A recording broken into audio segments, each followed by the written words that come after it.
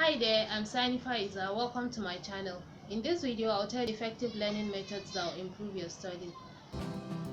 Before we start, I would like you to know that every individual have unique ways they retain new information and ideas. People often get overwhelmed by so many things they have to study, so it's always appropriate and easier to have an effective study method for the complex situations.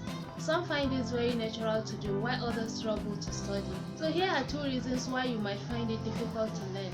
1. You are not utilizing a study method that is effective for you. And 2. You study within a limited time frame.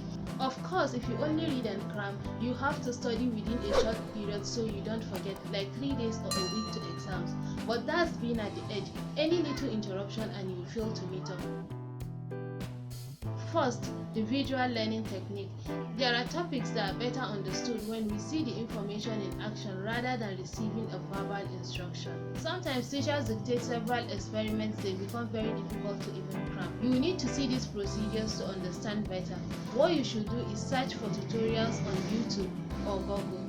At times, you need to study confusing comparisons. Use the information to create maps, graphs, or charts for easier understanding. Next is the auditory learning technique. This is a method where you learn through hearing or listening. If you wish to use the auditory learning technique, here are the things you should do. Read out aloud. Take recordings of your lectures. Record yourself reading key terms and definitions. To study graphs, charts, and maps, you should record yourself describing them verbally. You should listen to podcasts if you can find any. Listen to video description of concepts on YouTube. The third is the kinesthetic learning technique. This type of learning requires physical movement or trying things out.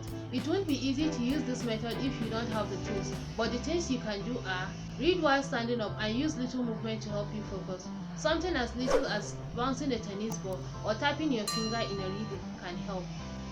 Use experiment or demonstration videos on YouTube. Highlight points while you study, act it out or imagine it if possible. The fourth is reading and writing.